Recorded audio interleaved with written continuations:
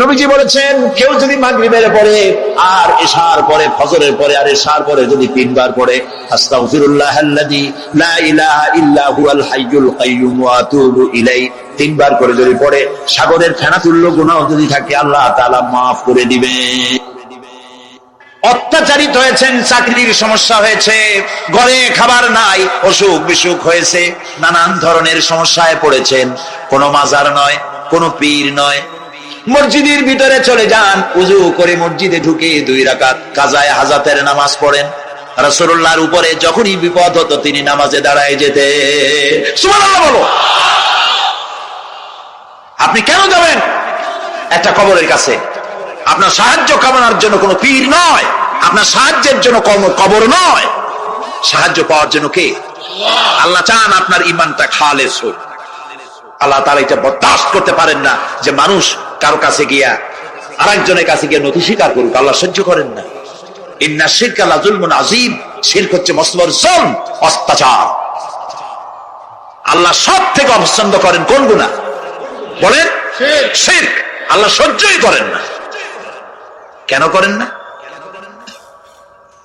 একটা যুক্তিতে আসে, যারা বিবাহ করেছেন তাদের স্ত্রী যদি স্বামীর সাথে যে ধরনের হাসি খুশি প্রেমের আদান প্রদান করে, স্বামী ছাড়া যদি আরেকজন পুরুষের সাথে এরকমের ভাব বিনিময় করে, ফোনে কথা বলে, প্রেম করে, খুব সুন্দর করে ভালোবাসা দিয়ে যদি চিঠি লেখে অন্য পুরুষের কাছে অথবা প্রেম নিবেদন করে, তাহলে স্বামীদের অবস্থা কেমন হবে বলেন? এইটার জবাব দিতে যদি দেরি হয় তো খুবই কুলক্ষণ। হ্যাঁ, ভয়ানক হবে, ভয়ানক হয়ে যাবে। নিজের চরিত্র যতই যা হোক, বোর চরিত্র ভালো চাই। আচ্ছা বলেন তো, স্ত্রী আপনার সঙ্গে যেভাবে প্রেমের হাসি হাসে, প্রেম নিবেদন করে, ওই রকম আরেকটা পুরুষের কাছে সাথে করলে আপনার সহ্য হয় না কেন? আপনি স্ত্রীর উপরে আপনার অধিকারটা কতখানি, কি জন্য?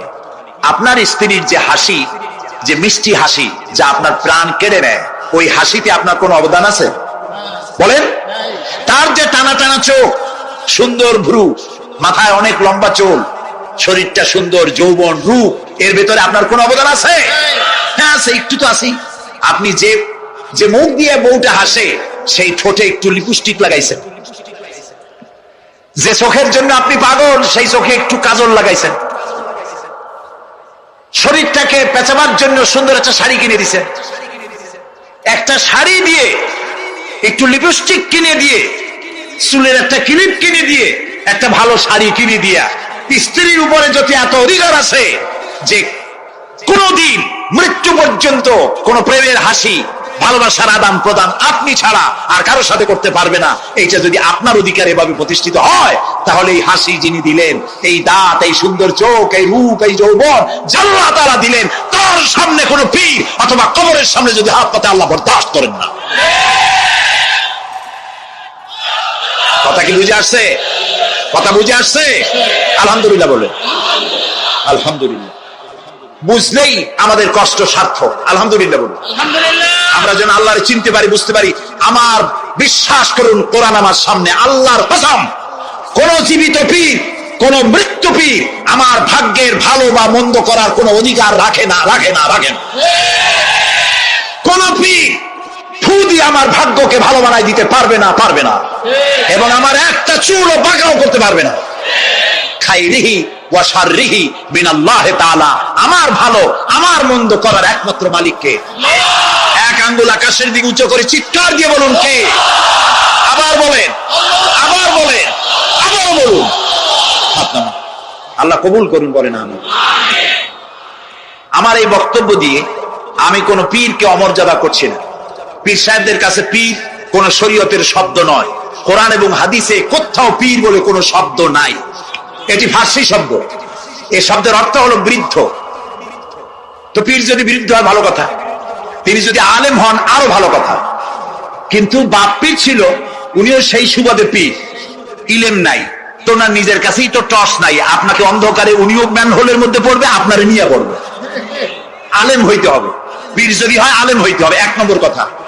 দুই নম্বর কথা হলো তিনি ব্যবসায়ী হবেন না, ধর্মের নামে তিনি ব্যবসা করবেন না। তিনি মানুষকে হেদায়েতের পথ দেখাবেন, প্রয়োজনে জেলে যাবেন, প্রয়োজনে ফাঁসির মঞ্চে দাঁড়াবেন। তিনি নিজেকেই ইসলামের সব আমি করি, আর ইসলাম কারো কাছে নাই। যারা ইসলাম করলো 70-80 বছর ধরে, রাজনীতির পথ দেখালো, তারা ইসলামের দল না, ওনারটাই ইসলামের দল। এই ধরনের ফাইজলামি বক্তব্য থেকে বিরত থাকতে হবে, এই ধরনের বেয়াদবিপূর্ণ বক্তব্য থেকে বিরত থাকতে হবে। আমার দোকানে খাঁটি ঘি পাওয়া যায়, আর কারো দোকানে খাঁটি ঘি পাওয়া যায় না। ইসলাম নিয়ে এই ধরনের মনোপলি বিজনেস করতে দেওয়া হবে না।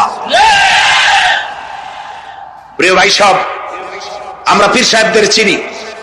পীর ছিলেন শাহজালাল রহমতুল্লাহ আলাইহি, সুবহানাল্লাহ। যুদ্ধ করা লাগে না, আজান দিয়েছেন, মূর্তির মাথা ভাঙ্গা চুর চুর হয়ে পড়ে গিয়েছে। গৌর গোবিন্দ পলায়া কুল পায় নাই। লোকেরা যায় তার মাজারে গিয়ে গজল মাছ জিয়ারত করে আসে, কিন্তু তরবারিটা দেখে আসে না। দোধারি তরবারি এখনো আছে, সুবহানাল্লাহ বলেন। পীর ছিলেন হযরত বাহাউদ্দিন নকশবন্দি, মুজাদ্দিদ আল ফিসানি রাহমাতুল্লাহ আলাইহি, বড় পীর আব্দুল কাদের জিলানী রাহমাতুল্লাহ আলাইহি, খাজা মঈনুদ্দিন চিশতি রাহমাতুল্লাহ আলাইহি, শাহজাহান আলী রাহমাতুল্লাহ আলাইহি। কত ওলিউল্লাহর মাজার দিয়ে আমার দেশ ভরা, আলহামদুলিল্লাহ কর। আরে একদিকে মানুষকে মুরিদ বানায়া মুরিদের টাকা দিয়ে নিজেদের পকেট ভরেন নাই। ওনারা এরকম করতেন না, এইরকম করতেন। আর রাসূলুল্লাহ বলেছেন এই রকমের হাতের মর্যাদা নাই, এই হাতের মর্যাদা। আমি পীর দেখছিলাম, বাইতুল শরফের পীর হযরত শাহ আব্দুল জব্বার সাহেব, আল্লাহ তাআলা জান্নাতুল ফেরদাউসের মেহমান বানায় এই বাংলাদেশে শত শত মসজিদ, মাদ্রাসার এতিমখানা তৈরি করে গেছেন, সুবহানাল্লাহ। বৃষ্টির মৌসুমে চট্টগ্রামের বাড়ি তার, 14 বছর মাদ্রাসায় ওয়াজিদিয়া চট্টগ্রামে 14 বছর বুখারী শরীফ পড়িয়েছেন। কি মানের আলেম, খালি পীর না। মুরিদরা যত টাকা দিত, এই টাকা দিয়ে বড় বড় মাদ্রাসা মসজিদ করেছেন। আর বৃষ্টির সময় সাথী সঙ্গী নিয়ে বস্তি এলাকায় যেতেন, পলিথিন দিয়া ছাওয়া, বাচ্চা আর তার স্বামী নিয়ে কাতরায় এক কোনায় বসে আছে, খাবার নাই, চাউল নাই, অসুস্থ, তাদের চাউল দিয়ে আসতেন, তাদের রান্না করার শাকসবজি দিয়ে আসতেন, ওষুধ দিয়ে আসতেন, হাড়ি পাতিল দিয়ে আসতেন। বন্যা হলে, তুফান হলে টাকা উজাড় করে যা মুরিদরা দিত সবগুলি উজাড় করে মানুষের খেদমত করতেন, সুবহানাল্লাহ। কাজেই যারা জামায় অনেকগুলো পকেট সমানে নিতে থাকে আর ভরতে থাকে এইভাবে করে, এই ব্যবসায়ীদেরকে পরিত্যাগ করতে হবে। পীর হচ্ছে ওই সমস্ত লোক যারা নাকি ধর্মের নামে ব্যবসা করে না, বরং আল্লাহর দ্বীনকে প্রতিষ্ঠা করার জন্য কথা বলে। প্রিয় ভাই সব, আমাদের জেহেন সাফ করতে হবে, পরিষ্কার করে বুঝতে হবে আমার ভালো আমার মন্দ কে করতে পারে? সম্রাট শাহজাহান নাম শুনেছেন? কোথার বাদশা বলে? দিল্লির সম্রাট। সম্রাট শাহজাহান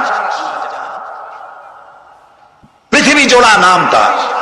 কবি বলছেন, শাহনে জাহাं को जिन्हें फख्र से देते थे बाज, वाज कब्र में है सूरह अलहम्दु की मोहताज। যে শাহজাহানকে কর দিয়া ট্যাক্স দিতে পারলে জনগণ নিজেদেরকে গৌরবান্বিত বলে মনে করত, সেই শাহজাহান কবরে শুয়ে আছে, সূরা ফাতিহার মুহতাজ হয়ে আছে, সুবহানাল্লাহ। যদি কেউ আমার কবরের কাছ থেকে হাইটে যাইতো আর একটু সূরা ইখলাস পড়ে সবরেসানি করতো, আমি কিছু পাইতাম। আহারে, এই এতিম ফকির হয়ে শুয়ে আছে। এক ফকির দিল্লি ঘুরতেছে, একজন বলছে, ভাই তোমারে তো খয়রাত করে দেখতেছি আমি সেই ছোটবেলা থেকে, খালি তুমি খয়রাত করো। একটা জিনিস আপনার মনে রাখবেন, গরিব, আজকে যারা গরিব পরিশ্রমের মধ্য দিয়ে কালকে তারা ধনী হতে পারে, কিন্তু যারা ভিক্ষুক, যারা ভিক্ষা করে, জিন্দেগিতে কোনোদিন তারা বড় হতে পারবে না। ভিক্ষা করা যাদের অভ্যাস, জীবনেও বাড়ি করতে পারবে না, জীবনেও ধনী হইতে পারবে না, কিন্তু গরিব ধনী হইতে পারবে। কারণ হলো আল্লাহর কাছে দুইটা বৈধ জিনিস অত্যন্ত ঘৃণিত। কয়টা? একটা হলো তালাক, আর একটা হলো ভিক্ষাবৃত্তি, মানুষের কাছে চাওয়া। আল্লাহ পছন্দ করেন না। তো ভিক্ষু ঘুরতেছে, একটা লোক বলল, মিয়া তোমার তো সারা জীবনই খরচ করতে দেখি। খরচ করবো না, করবো কি? যার কাছে যাই সে দেয় 4 আনা 2 আনা 1 টাকা, এর বেশি তো দেয় না। এই দিয়ে আমি কেমনি বড় লোক হই? কয় যে তুমি বাদশারের চোখে দেখো না, বাদশারের চোখে দেখো না। কয় বাদশার কাছে কি আমার মতো লোক যাইতে পারে নাকি? কন্যা যাইতে হবে, যাও। বাদশা একবার যাবা, এমন দেওয়া দেবে জীবনে আর তোমার খরচ করা লাগবে না। পাতি শিয়ালের পিছনে ঘুরে তো লাভ নাই। পাতি শিয়ালে খায় মুরগি, তোমার একটা ঠ্যাং দেবে, দাঁতের খেলালের কাজ হবে না। বাঘের পিছনে ঘোরো, বাঘে খায় গরু আর হরিণ, একটা রান দিলে তুমি 1 সপ্তাহ খাইতে পারবে। কাজে ঘুরতে গিয়েও বোঝা উচিত কার সাথে ঘুরি। তো বলছে বাদশার কাছে যাও। বাদশারে পাবো কই? কই তো দেখলাম কেবল মসজিদে ঢুকলো। তারপরে ফকির গিয়ে দাঁড়ায় আছে বারান্দায়, দেখে যে উনি বাদশাহ ভেতরে বসে হাত তুলে আছে ভাবে, আর চোখ দিয়ে পানি পড়ে দাড়ি ভিজে ভিজে পড়তেছে। নামাজ শেষ করে, মোনাজাত শেষ করে বাদশাহ বেরিয়েছেন। কোন বাদশাহ? শাহজাহান। বাইরে আসার পর ফকির বলল আসসালামু আলাইকুম, বলে আর ফকির রওনা করছে। বাদশাহ বলে দাঁড়াও, তুমি যে রওনা করলা, তোমার তো ভিক্ষুক মনে হয়, আর লোকেরা যারা ভিক্ষুক না তারাও তো আমার কাছে চায়, আর তুমি তো ভিক্ষুক, চাইলে না কেন কিছু? ভিক্ষুক বলে জাহাপানা, আমি কিছু চাইতেই এসেছিলাম আপনার কাছে, কিন্তু আপনার করুণ অবস্থা দেখে আমার জ্ঞানের চোখ খুলে গিয়েছে। আমি দেখতে পেলাম আমি যার কাছে চাইতে এসেছি, আমি তো কান্দি না, হাতও পাতি নাই। যার কাছে চাইতে আসতাম দিল্লির সম্রাট, আমার কোন সম্রাটের কাছে হাত পেতে ভিক্ষুকের মতো কি জানি চায়, আর চোখ দিয়া পানি পড়ে দাড়ি ভিজে ভিজে পড়ছে। আমার জ্ঞানের চোখ খুলে গেছে, দুনিয়ার বাদশার কাছে আর চাইবো না। বাদশা কান্দে যে বাদশার কাছে, তার কাছেই চাইবো। প্রিয় ভাই সব, এই জন্যে জিহেন সাফ করে ফেলুন। দুনিয়ার কোন মানুষের জন্য, মানুষের কাছে নয়, কোন কবরে নয়, কোন কারো কাছে নয়, আল্লাহ তাআলার কাছেই আমরা নামাজের মধ্যে ঘোষণা করেছি ইয়াকা না'বুদু ওয়া ইয়াকা নাস্তাঈন। আল্লাহ তাআলা তোমার একমাত্র ইবাদত করি, তোমার কাছেই সাহায্য চাই। কাজে সাহায্য আল্লাহর কাছে। কার কাছে চাইবো বলে? আল্লাহ আমাদের ঈমান পোক্ত করে দিন। আমরা বলি আমিন, আমরা বলি আমিন। অসুখ বিসুখ হইলে পরে ধৈর্য ধরবেন। অনেক মানুষ আছে জ্বর হইলে কয় যে এত নামাজ পড়ি খালি জ্বর আমারই হয়, এত রোজা রাখি, ভালো ভালো কাম করি, আমার ছেলের অসুখ মোটে সারিয়ে দেন। এই জাতীয় কথা বলবেন না। মুমিনের পায়ে যদি কাঁটা ফোটে সওয়াব থেকে খালি নাই, ধৈর্য ধরতে হবে। কাঁটা ফুটছে, বলেন ইন্না লিল্লাহ। আজাবান লিল মুমিন, মুমিনের জন্য বড়ই আশ্চর্য ব্যাপার, বিপদ হইলেও শুকর আদায় করে, আর সুখে থাকলেও শুকর আদায় করে। সুবহানাল্লাহ বিহামদিহি। বিপদ আসলে সে বলে ইন্না লিল্লাহি, বলেন ইন্না লিল্লাহি ওয়া ইন্না ইলাইহি রাজিউন। আর যখন শান্তি আসে বলে আলহামদুলিল্লাহ। দুই অবস্থায় তার জন্য নিয়ামত আল্লাহর তরফ থেকে সে পায়, আলহামদুলিল্লাহ। প্রিয় ভাই সব, তো আল্লাহর উপর ঈমান আনার জন্য কয়টা শর্ত বলছি না? এই যে প্যাচ লেগে গেছে, কয় যে তিনটা। আল্লাহর উপর ঈমান আনার জন্য শর্ত কয়টা? চারটা। চারটা বলছি, কয়টা? দুইটা। আরেকটা হচ্ছে আল্লাহর কুদরত এ বিশ্বাস করা। আল্লাহর কুদরত মানে শক্তি। আল্লাহর কিছু বিশ্বাস করবেন, বলেন জোরে? শক্তি। আকাশ এবং জমিনের শক্তিশালী কে? কিন্তু আমার দেশের জনগণ, কিছু কিছু রাজনীতিবিদরা বলে জনগণই নাকি সকল ক্ষমতা, সকল শক্তির উৎস। কি পাগল! তুমি ক্ষমতার উৎস? নাকের মধ্যে ময়লা, দাঁতে ছাটা, পেটের মধ্যে দুর্গন্ধ ভরা, ক্ষমতার উৎস। আশ্চর্য কথা। এই যে ক্ষমতার উৎস, হাজার হাজার লোক এখানে বসা, দুইটা ভাউয়া ব্যাংক যদি দুই কোণা দিয়ে ঢোকে, ভাউয়া ব্যাংক সেনেট, বিগ সাইজের ব্যাংক, দুইটা যদি দুই দিক দিয়ে ঢোকে লাফাইতে লাফাইতে, সামনে যারা আছে এমনি লাফাবে। অন্তত টঙ্গী তামিরুল মিল্লাত মাদ্রাসা ছাড়াইয়া তার কবর, তারপরে ফিরে তাকায় বলবে ভাই আমরা দৌড়াই কেন? ব্যাংকের সামনে অসহায়, বল্লা ভীমরুলের সামনে অসহায়, সাপের সামনে, বিচ্ছুর সামনে অসহায়। তারা কয় সকল ক্ষমতার উৎস জনগণ। কপাল পোড়া। ক্ষমতার উৎস জনগণ নয়, এটা কোরআনের সাথে কন্ট্রাডিকশন হয়। এ কথায় আল্লাহ বলেছেন আন্নাল কুওয়াতা লিল্লাহি জামিয়া। সকল ক্ষমতার উৎস কে? চিল্লায় বলো। ক্ষমতা কি দেখছেন? মাত্র 1.5 মিনিট। কয় মিনিট? মাত্র 1.5 মিনিট। আল্লাহ বলেছেন কোন? সাথে সাথে তামিলনাড়ু, মালয়েশিয়া, ইন্দোনেশিয়া, থাইল্যান্ড, মালদ্বীপ, শ্রীলঙ্কা 2 লক্ষ লোক শেষ, 1 লক্ষের খোঁজ নাই। সমুদ্রের পানি 33 ফিট উঁচু হয়ে এসছে। সুবহানাল্লাহ কই দিচ্ছে করে না? বিজ্ঞানীরা বলেছেন ভারত মহাসাগরের তলদেশে ফাটল ধরেছে, ওর কয়েক কিলোমিটার নিচে ভূমিকম্পের উৎপত্তি হয়েছে। ভারত মহাসাগরের পানি 3 হাত না 4 হাত, কত কিলোমিটার আল্লাহ জানে। এই কয়েক কিলোমিটার নিচে যে মাটি, সেই মাটিরও কয়েক কিলোমিটার নিচে ভূমিকম্পের উৎপত্তি। এখান থেকে ভূমির কম্পন হয়েছে, সেই ভূমিকম্পে সমস্ত মহাসাগরের মধ্যে, ভারত মহাসাগরের মধ্যে জলকম্পন শুরু হয়েছে। পানির কম্পন, মাটির কম্পন একসাথে। 33 ফিট উঁচা, মানে 4 তলা বিল্ডিং এর মতো উঁচু হয়ে আসছে পানি। 4 তলা পরিমাণ উঁচু হয়ে পানি চলে আসছে। বাড়ি গাড়ি সব কিছু খড় কুটার ন্যায় সব উড়িয়ে দিয়েছে। এগুলোর কপাল পোড়া নাস্তিক যেগুলি, তারা বলে প্রাকৃতিক দুর্যোগ। ওর বাপের মাথা। আচ্ছা, প্রাকৃতিক দুর্যোগ, প্রকৃতি কি? কোন জন্তুর নাম? প্রকৃতি কোন জন্তু জানোয়ারের নাম? প্রকৃতি নিজে চলে না কেউ তাকে চালায়? কে চালায়? কপাল পোড়ারা তা বোঝে না। বিশ্ববিদ্যালয়ের শিক্ষক হয়েছে তো, আল্লাহ দিয়ে আসি কোথায়। তবে সব খারাপ না, ভালো আছে আলহামদুলিল্লাহ। কিছু আছে কপাল পোড়া। বিশেষ করে শান্তিনিকেতনে যারা পড়াশোনা করে আসে, সাহিত্য চর্চা করে, এই সাহিত্য চর্চা করতে করতে এক পর্যায়ে কপাল পুড়ে যায়। আল্লাহরে চিনতে পারে না। সব চেনে, আল্লাহরে চেনে। আল্লাহ এখন চিনাইতেছে ভালো করে। প্রিয় ভাই, সব কমে আদ, কমে সামুদ, এগুলিকে আল্লাহ তারা ধ্বংস করেছে। কিয়ামতের আগে এই যে 7টা আকাশ, এই আকাশ সম্পর্কে অবিশ্বাসীরা তারা বলেছে আকাশ বলতে কিছুই নাই, এটা নাকি অনেক দূরে, তাই নীলা নীলা দেখা যায়। কি কপাল পোড়া, চিন্তা করো, নীলা নীলা দেখা যায়। এই আকাশ মহাশূন্য। এই আকাশগুলি, আকাশ কয়টা? কয়টা স্তর?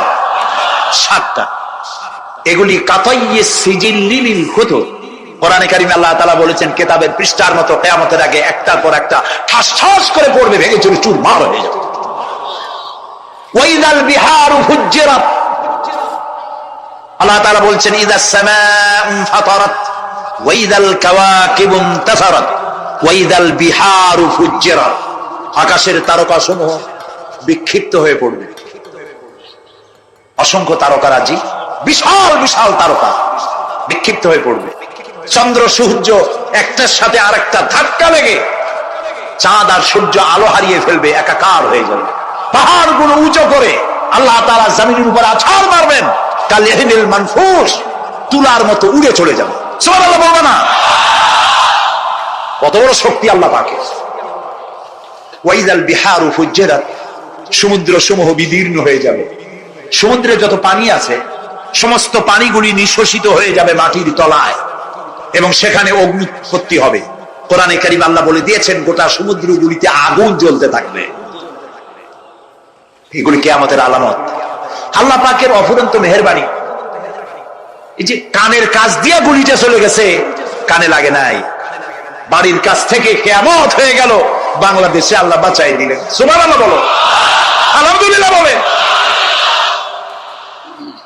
আমাদের প্রতিবেশী দেশগুলিতে যেভাবে আঘাত লাগছে, ওর 1000 ভাগের 1 ভাগের আঘাত কয়েক সেকেন্ড যদি বাংলাদেশে হতো, আমাদের সব অপরিকল্পিত শহর, রাজুক পারমিশন দিয়েছে 3 তলার, করা হয়েছে 7 তলা। এইভাবে অপরিকল্পিত যত বিল্ডিং আছে, এগুলি পচা সিমেন্ট দিয়ে, পচা ইট দিয়ে তৈরি করা হয়েছে। 2-3 সেকেন্ডের ভূমিকম্প যথেষ্ট এই শহর লন্ডভন্ড করে দেওয়া। অসংখ্য মানুষ মারা যাবে, অসংখ্য বাড়িঘর শেষ হয়ে যাবে। এদেরকে রেস্কিউ করার মতো মডার্ন ইকুইপমেন্টসও গভর্নমেন্টের কাছে নাই। এই জন্য আল্লাহর কাছে সেজদা দিয়া গুনাহ তওবা করতে হবে, আল্লাহ আমাদের মাফ করে দাও, আমার এই গরিব দেশটাকে কিয়ামত পর্যন্ত এই গজব থেকে বাঁচাও। প্রিয় ভাই সব, আল্লাহ তাআলার ক্ষমতার ওয়াজ আমি আজ করতে পারবো না, অনেক লম্বা হয়ে যাবে। কারণ আমাকে 3টা পুঁজির কথা তো কমসে কম বলতেই হবে, অল্প করে হলেও। শুনবেন তো? আল্লাহ তৌফিক দিক, বলেন আমিন। আল্লাহ তাআলার ক্ষমতায় বিশ্বাস করা, তার প্রচন্ড ক্ষমতা, যা খুশি তাই বলে করতে পারেন। মরাকে জিন্দা, জিন্দাকে মারতে পারেন, মরুভূমিতে ফুল ফুটাতে পারেন। সুবহানাল্লাহ, যা খুশি তাই করতে পারেন। এই শক্তি সহকারে আল্লাহকে বিশ্বাস করতে হবে। 4র্থ নম্বরে, আল্লাহর হুকুম এবং হাকাম, আদেশ নিষেধ। আমি আল্লাহরে বিশ্বাস করি, এই কথার কোনো দাম নাই যদি তার আদেশ না মানি। এই কথার কোনো দাম নাই যদি তার নিষেধকে আমি আমার জীবনে প্রত্যাহার না করে চলতে পারি। মুসলমান বলে দাবি করার কোনো মূল্য নেই। একদিকে নামাজ পড়ি, আর একদিকে ওজনে কম দেয়, খাদ্যে ভেজাল দেয়, বেপরদা করি, মিথ্যা কথা বলা হয়, ওজনে কম দেয়, খাদ্যে ভেজাল দেয়, জমিনের আইল ছাড়ে, আমানতের খেয়ানত করে, আল্লাহর হুকুম মানা হলো না, রসুলের আদেশ মানা হলো না। আল্লাহর উপর ঈমান আনার জন্য চতুর্থ শর্ত হচ্ছে আল্লাহ যা বলেছেন মাথা নত করে মেনে নিতে হবে, বলতে হবে সামি'না ওয়া আতা'না। বলেন সামি'না ওয়া আতা'না, শুনলাম আর মেনে নিলাম। বলেন তো জোরে, শুনলাম আর মেনে নিলাম। সুবহানাল্লাহ বলেন। মুমিনেরা এই প্রশ্নই করবে না মদ হারাম কেন, মুমিনেরা এই প্রশ্নই করবে না জুয়া হারাম কেন, মুমিনেরা এই প্রশ্নই করবে না জিনা হারাম কেন। একটাই জবাব, মদ হারাম কেন? আল্লাহ হারাম করেছেন তাই হারাম। জিনা হারাম কেন? আমার আল্লাহ হারাম করেছেন তাই হারাম। জুয়া হারাম কেন? আমার আল্লাহ হারাম করেছেন তাই হারাম। কোন যুক্তি নাই। যুক্তির আল্লাহর নিষিদ্ধ জিনিসে যুক্তি তালাশ করে কেবলমাত্র শয়তান। আল্লাহর আদেশ নিষেধে যুক্তি তালাশ করে কে? শয়তান। মুমিনের কাজ হলো সামি'না, বলেন, ওয়া আতা'না, শুনলাম আর মানলাম, বাস শেষ কথা, খালাস। এই গেল চারটি শর্ত পুরো হয়ে গেল। এই চারটি শর্ত যদি পূরণ করতে পারি তাহলে আল্লাহরে বিশ্বাস করছি এটা প্রমাণিত হবে, এটা জাস্টিফাই হবে, এটা সত্যতা প্রমাণ হবে যদি আল্লাহ হুকুম মতো। এক নম্বরে হলো, আমি আবার কথাটা প্যাকেট করে দিই যাতে করে আপনারা বাড়ি নিয়ে যাইতে পারেন। আল্লাহর উপরে ঈমান এনেছি, এই কথাটাকে কমপ্লিট করার জন্য শর্ত কয়টা? চারটা। এক নম্বরে আল্লাহর অস্তিত্বে বিশ্বাস, বলেন আল্লাহর অস্তিত্বে বিশ্বাস। দুই নম্বরে আল্লাহর গুণাবলীতে বিশ্বাস। তিন নম্বরে আল্লাহর ক্ষমতায় বিশ্বাস। চার নম্বরে আল্লাহর আদেশ এবং নিষেধে বিশ্বাস, মান্য করে চলা। আল্লাহ যেন এই তৌফিক আমাদের দেয়, বলেন আমিন। আল্লাহ রাব্বুল আলামিন দুনিয়ায় শান্তি, আখিরাতে জাহান্নাম থেকে মুক্তি দেওয়ার জন্য আল্লাহ পাক আমাদেরকে একটা ব্যবসার কথা বলেছেন। ওই ব্যবসায় পুঁজি কয়টা? বলেন। তিনটা পুঁজি। বলছি কয়টা? দেখেন যে কেমনি প্যাঁচ লাগে। বলছি মাত্র একটা, সে একটা ডাল বার করছি। এবার আসেন মূল পয়েন্টে। এবার দ্বিতীয় পয়েন্ট, রাসূলের প্রতি ঈমান। আমরা তো রাসূলের প্রতি ঈমান আছি কিনা বলেন? রাসূলের প্রতি ঈমান এনেছি। আমাদের এই ঈমান যথেষ্ট নয়, কারণ আমাদের ঈমান হলো রবিউল আউয়াল মাসে ঈমান তাজা হয়, ঠিক না? ঠিক না? রবিউল আউয়াল মাস যখন আসি, ব্যানারটা নাই, শামিয়ানাটা নাই, রাস্তাগুলিতে ফ্ল্যাগ লাগাই আর আলোক সজ্জা করি। মন্ত্রীরা আসেন, নেতারা আসেন, সিরাতুন নবী মাহফিলে দাঁড়ায় বলেন নবীর আদর্শ অনুসরণ করা ছাড়া উপায় নাই। অথচ ওনার পা থেকে শুরু করে মাথা পর্যন্ত নবীর আদর্শ নাই। আবার এই নেতা রামকৃষ্ণ মিশনে, রামকৃষ্ণ পরমহংসদেব তার মঞ্চে গিয়ে বলেন রামকৃষ্ণের নীতির ছাড়া বিকল্প কিছুই নেই। আবার গৌতম বুদ্ধের জন্মবার্ষিক উদযাপনের জন্য সেখানে গিয়ে বলেন গৌতম বুদ্ধের অহিংস নীতি অনুসরণ করা ছাড়া জাতির জগন্নাথ হওয়ার আর কোন পথ নেই। যেখানে যায় সেই জায়গার গুলি ধরে। রবিউল আউয়াল মাস আসতে পারে, আলোকসজ্জা করে, ইয়া নবী সালামু আলাইকা, ইয়া রাসূল সালামু আলাইকা। এরপরে গরম গরম জিলাপি রাসূলুল্লাহকে বুঝায় দেওয়া হলো, হে রাসূল আপনি তাকিয়ে দেখেন কত মহব্বত আপনারে করি। আপনার মহব্বতের জন্য আমাদের শহরের কোন মিষ্টির দোকানে আর মিষ্টি নাই, সব আমরা খাইয়া শেষ করছি। এই হলো মহব্বত। এই মহব্বতে এই ঈমানে কাজ হবে না। এই ঈমানে বলে কাজ হবে না। কোন ঈমানে কাজ হবে? রাসূলের প্রতি ঈমানের অর্থ কি? এর অর্থ হচ্ছে নবী করিম সাল্লাল্লাহু আলাইহি ওয়াসাল্লাম আমাদের রাসূল, আমাদের নেতা। আমাদের রাসূল আমাদের নেতা, আমরা তার উম্মত, তার অনুসারী। অনুসারীর কাজ কি? নেতার পূর্ণাঙ্গ অনুসরণ করণ। রাসূলুল্লাহর আনুগত্য করতে হবে, এটা কে বলেছেন? আল্লাহ রাব্বুল আলামিন সূরা আলে ইমরানের মধ্যে বলেছেন কুল ইন কুনতুম তুহিব্বুনাল্লাহ ফাত্তাবিউনি ইউহিব্বুকুমুল্লাহ ওয়া ইয়াগফির লাকুম যুনুবাকুম আল্লাহু গফুরুর রহিম। হে নবী আপনি বলুন, তোমরা যদি আল্লাহকে ভালোবাসো তাহলে তোমার কাজ হচ্ছে, তোমরা যদি আল্লাহকে ভালোবাসো তাহলে তোমরা আমার আনুগত্য করো, আমার অনুসরণ করো। কার? রাসূলের। বলেন কার? রাসূলের অনুসরণ যদি তোমরা করো, খেয়াল করে শুনতেছেন তো, আল্লাহ তাআলা বলছেন, নবী আপনি বলেন, তোমরা যদি আল্লাহকে ভালোবাসো, তোমাদের এই দাবি যদি সত্য হয়, তাহলে আমার অনুসরণ করো, আমার আনুগত্য করো। আমার অনুসরণ, আমার আনুগত্য করলে পরে তোমাদের কে আল্লাহ রাব্বুল আলামিন ভালোবাসবেন এবং তোমাদের তামাম জিন্দেগির সমস্ত গুনাহ খাতা আল্লাহ তাআলা মাফ করে দিবে। আমরা কি গুনাহ মাফ করাইতে চাই? বলেন চাই? আসুন রাসূলের আনুগত্য করি। রাসূলের আনুগত্য কিরকম? রাসূল যেভাবে মুস্কাটছেন আমরা সেইভাবে মুস্কাট দেব। তিনি দাড়ি যেভাবে রাখছেন আমরা সেইভাবে রাখবো। তিনি চুল কাটছেন যেভাবে সেইভাবে করবো। তিনি পায়ের নখ, হাতের নখ যেভাবে কাটছেন সেইভাবে করবো। তিনি যেভাবে বিবাহ করেছেন সেই সুন্নত অনুযায়ী বিবাহ, তিনি যেভাবে দেশ চালাইছেন সেইভাবে দেশ চালাবো। রাসূলের অনুসরণের অর্থ শুধু এই নয় যে তিনি যেভাবে সুরমা লাগাইছেন আমি ওইরকম সুরমা দেবো, তিনি যেভাবে কদু খাইছে আমিও কদু খাবো, এটা নয়। এটা নয়, শুধু রাসূলের আনুগত্য হবে মুরগির ফার্ম থেকে শুরু করে জাতিসংঘ পর্যন্ত, জীবনের সব ক্ষেত্রে। আর বিশ্বাস করতে হবে তিনি শেষ নবী, তারপরে আর কোন নবী আসবে। আল্লাহ রাব্বুল আলামিন সূরা আহজাবের মধ্যে বলেছেন, মা কানা মুহাম্মাদুন আবা আহাদিম মির রিজালিকুম ওয়ালাকিন রাসূলুল্লাহি ওয়া খাতামান নাবিয়্যিন। মুহাম্মদ সাল্লাল্লাহু আলাইহি ওয়াসাল্লাম তোমাদের কোন পুরুষদের পিতা নন, তিনি আল্লাহর রাসূল এবং তাকে দিয়ে নবুয়তের মিশনকে খতম করে দেওয়া, কমপ্লিট করে দেওয়া হয়েছে। আর কোন নবী, রাসূলুল্লাহ বলেছেন লা নাবিয়্যা বাদি ওয়ালা রাসূল, আমার পরে আর কোন নবী আসবে না, রাসূল আসবে না। কথা বুঝে আসছে?